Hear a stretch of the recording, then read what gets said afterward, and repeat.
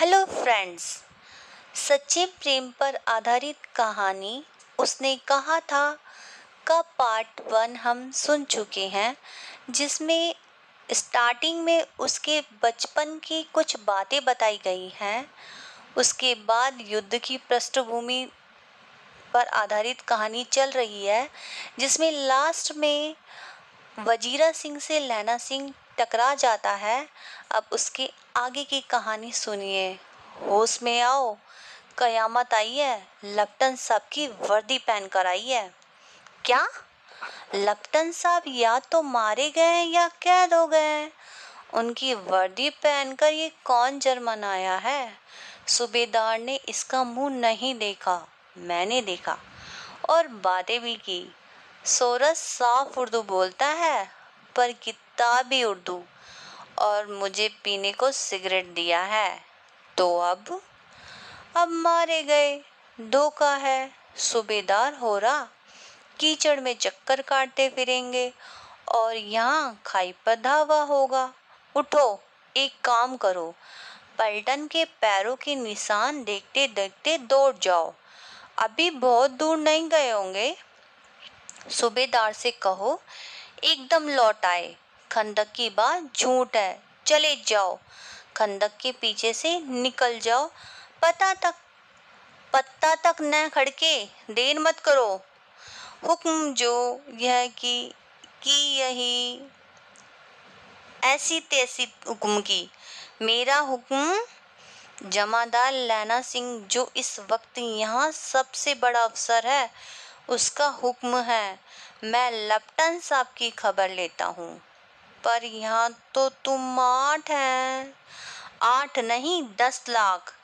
एक एक अकेला सिख 1.25 लाख के बराबर होता है। चले जाओ।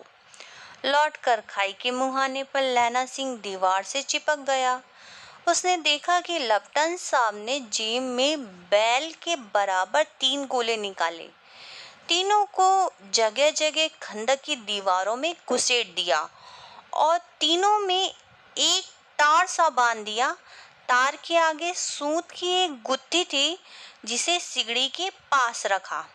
बाहर की तरफ जाकर एक दिया लाई जलाकर गुत्थी पर रखने, बिजली की तरह दोनों हाथों से उल्टी बंदूक को उठाकर लैना सिंह ने साहब की कूनी पर तान कर दे मारा। धमाके के साथ साहब के हाथ में दिया सलाई गिर पड़ी।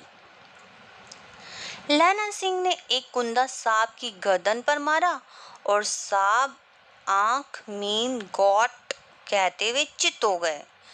लैना सिंह ने तीनों गोले बीन कर खंदक के बाहर फेंके और साहब को घसीटकर सिगड़ी के पास लिटाया। जेबों की तलाशी ली। 3-4 लिफाफे और एक डायरी निकालकर उसने अपने जेब के हवाले किया। साहब की मूर्छा हटी। लैना सिंह हंसकर बोला, क्यों लेफ्टिनेंट साहब, मिजाज कैसा है? आज मैंने बहुत बातें सीखी हैं। ये सीखा कि सिख सिगरेट पीते हैं। ये सीखा कि जगाधारी के जिले में नील गाय होती हैं और उनके 2 फुट 4 इंच के सींग होते हैं। ये सीखा कि मुसलमान खानसामा मूर्तियों पर जल चढ़ाते हैं और लेफ्टिनेंट साहब खोते पर चढ़ते हैं। पर ये तो कहो, ऐसी साफ उर्दू कहाँ से सीख आए? हमारे लेफ्टिनेंट साहब तो बिन डैम के 5 लफ्ज भी नहीं बोला करते थे। लहना ने पतलून के जेबों की तलाशी नहीं ली थी। साहब ने मानो जाड़े से बचने के लिए दोनों हाथ जेबों में डाले। लैना सिंह कहता गया, चालाक तो बड़े हो, पर मांझे का लहना इतने बरस लपटन के साथ रहा है, उसे चकमा देने के लिए 4 आंखें चाहिए। 3 महीने हुए एक तुर्की मौलवी मेरे गांव आया था। औरत को बच्चे होने का ताबीज बांटता था और बच्चों को दवाई देता था। चौधरी के बड़ के नीचे मंजा बिछाकर हुक्का पीता रहता था और कहता था कि जर्मनी वाले बड़े पंडित हैं। वेद पढ़ पढ़कर उसमें से विमान चलाने की विद्या जान गए हैं। गौ को नहीं मारते, हिंदुस्तान में आ जाएंगे तो गौ हत्या बंद कर देंगे। मंडी के बनियों को बहकाता कि डाक खाने में रुपया निकाल लो, सरकार का राज्य जाने वाला है। डाक बाबू पोलू राम भी डर गया था। मैंने मुल्ला जी की दाढ़ी मूंद दी थी और गांव से बाहर निकलकर कहा था कि जो मेरे गांव में अब पैर रखा तो। सांप की जेब में से पिस्तौल चला और लहना की जांग में गोली लगी। इधर लहना की हेनरी मार्टिन के 2 फायरों ने सांप की कपाल क्रिया कर दी। धड़ाका सुनकर सब दौड़ आए। बौदा चिल्लाया, क्या है? लैना सिंह ने उसे ये कहकर सुला दिया कि एक हड़का हुआ कुत्ता आया था, मार दिया, और औरों ने सब हाल कह दिया। देखा आपने, खुद कैसी स्थिति में होते हुए भी बौदा को कुछ पता ही नहीं लगने दे रहा है। लैना सिंह कितनी केयर कर रहा है उसकी। सब बंदूकें लेकर तैयार हो गए। लैना ने साफा फाड़कर गांव के दोनों तरफ पट्टियां कसकर बांधी। घाव मांस में था। पट्टियों के कसने से लहू निकलना बंद हो गया। इतने में 70 जर्मन चिल्लाकर खाई में घुस पड़े। सिखों की बंदूकों की बाड़ ने पहले धावे को रोका, दूसरे को रोका, पर यहाँ थे 8। लैना सिंह टक टक कर कर मार रहा था। वह खड़ा था और सब लेटे हुए थे, और वही 70 अपने मुर्दों भाइयों के शरीर पर चढ़कर जर्मन आगे घुसे आते थे। थोड़े से मिनटों में ही वह अचानक आवाज आई, वाहेगुरु जी की फतेह, वाहेगुरु जी की खालसा, और धड़ाधड़ बंदूकें फायर जर्मनों की पीठ पर पड़ने लगे। एन मौके पर जर्मन 2 चक्की के पाटों के बीच में आ गए। पीछे से सूबेदार हजारा सिंह के जवान आग बरसाते थे और सामने लैना सिंह के साथियों की संगीन चल रहे थे। पास आने पर पीछे वालों ने भी संगीन पिरोना शुरू कर दिया। एक किलकारी और अकाल सिक्का फौज आई। वाह गुरु जी की फतेह, वाह गुरु जी दा खालसा, सत श्री अकाल पुरुष। और लड़ाई खत्म हो गई। 63 जर्मन या तो खेत रहे थे या करा रहे थे। सिक्कों में 15 के प्राण गए। सूबेदार के दाहिने कंधे में से गोली आर पार निकल गई। लैना सिंह की पसली में एक गोली लगी। उसने घाव को खंदक की गीली मट्टी से पुर लिया और बाकी का साफा कसकर कमरबंद की तरह लपेट लिया।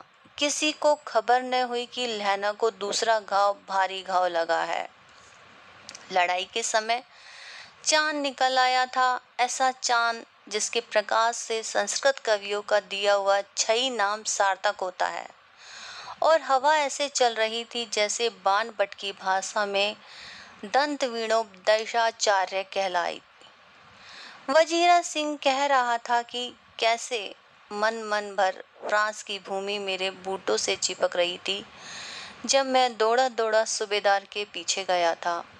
सूबेदार लैना सिंह से सारा हाल सुन और कागजात पाकर वह उसकी तुरंत बुद्धि को सराह रहे थे और कह रहे थे कि तू न होता तो आज सब मारे जाते। इस लड़ाई की आवाज 3 मील दाहिनी ओर की खाई वालों ने भी सुन ली थी। उन्होंने पीछे टेलीफोन कर दिया था। वहां से झटपट 2 डॉक्टर और 2 बीमार ढोने की गाड़ियां चली, जो कोई 1.5 घंटे के अंदर अंदर आ पहुंची। फील्ड अस्पताल नजदीक था। सुबह होते होते वहां पहुंच जाएंगे, इसलिए मामूली पट्टी बांधकर एक गाड़ी में घायल लिटाए गए, दूसरी में लाशें रखी गई। सूबेदार ने लैना सिंह की जांग में पट्टी बंधवानी चाहिए, पर उसने यह कहकर टाल दिया कि थोड़ा घाव है, सवेरे देखा जाएगा। बोदा सिंह जोर से बर्रा रहा था। वह गाड़ी में लिटाया गया। लैना को छोड़कर सूबेदार जाते नहीं थे। ये देख लैना ने कहा, तुम्हें बोदा की कसम है और सूबेदारनी की सौगंध जो इस गाड़ी में न चले जाओ, और तुम मेरे लिए वहां पहुंचकर गाड़ी भेज देना, और जर्मन मुर्दों के लिए भी। तो गाड़ियां आती होंगी, मेरा हाल बुरा नहीं है। देखते नहीं मैं खड़ा हूँ, वजीरा मेरे पास ही है। अच्छा, पर बोधा गाड़ी पर लेट गया। भला आप भी चढ़ जाओ।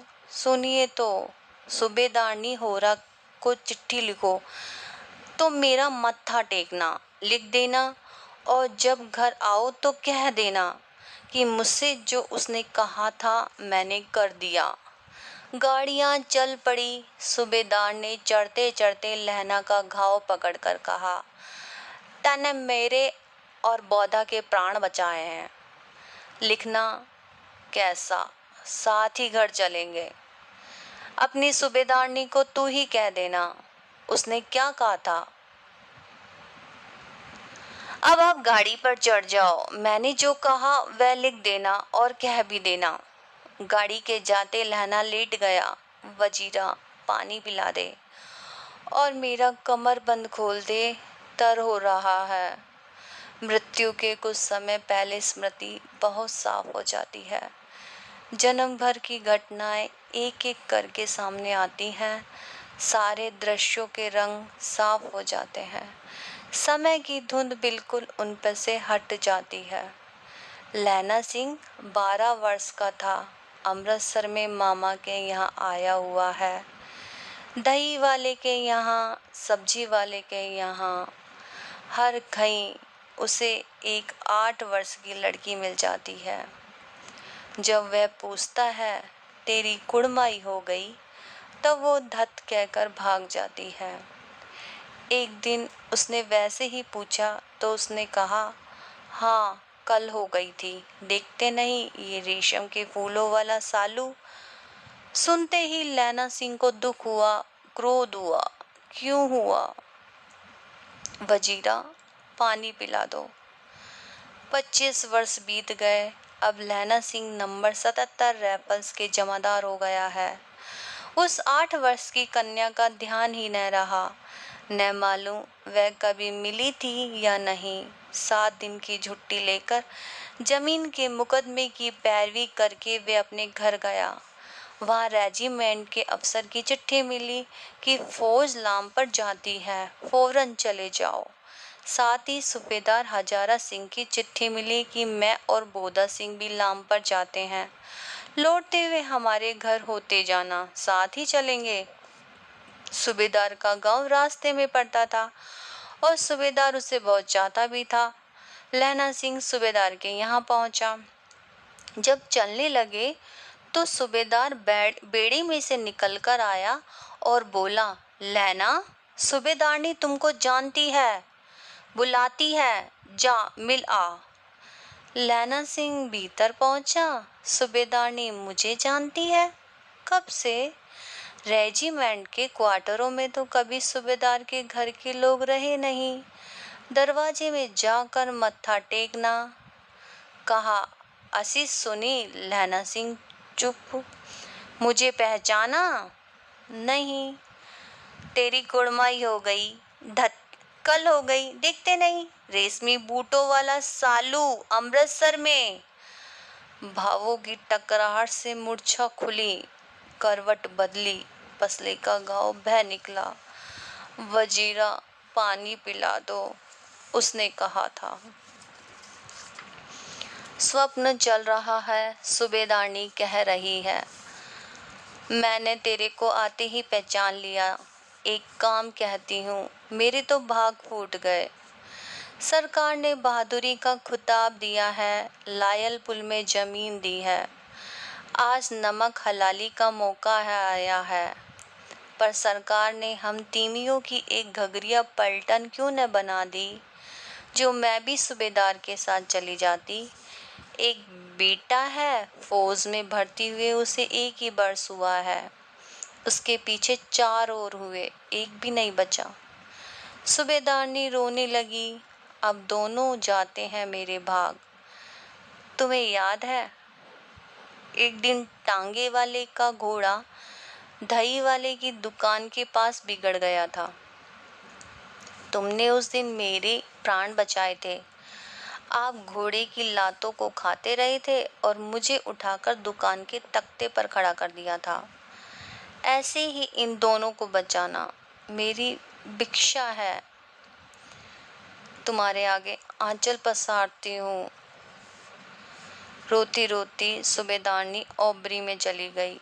लहना भी आंसू पोंछता हुआ बाहर आया। वजीरा, पानी पिला दो, उसने कहा था। लहना का सिर अपनी गोद में रखे वजीरा सिंह बैठा है। जब मांगता है तब पानी पिला देता है। आध घंटे तक लहना चुप रहा, फिर बोला, कौन, कीरत सिंह? वजीरा ने कुछ समझकर कहा, हाँ भैया, मुझे और ऊंचा कर ले, अपने पट पर मेरा सिर रख ले। वजीरा ने वैसे ही कहा। वजीरा ने वैसे ही किया। हाँ, अब ठीक है, पानी पिला दे बस। अब के हाड़ में ये आम खूब फलेगा। चाचा भतीजा दोनों यहीं बैठकर आम खाना। जितना बड़ा तेरा भतीजा है उतना ही ये आम। जिस महीने उसका जन्म हुआ था उसी महीने मैंने इसे लगाया था। वजीरा के आंखों से टप टप टपक रहे थे। कुछ दिन पीछे लोगों ने अखबारों में पढ़ा, फ्रांस और बेल्जियम 68वीं सूची, मैदान में घावों से मरा नंबर 77, सिख राइफल जमादार लहना Singh.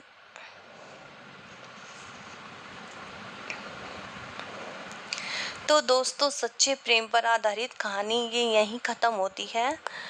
Thank you so much for watching this video. I hope you like it. Please like, share and subscribe to my channel. Bye bye.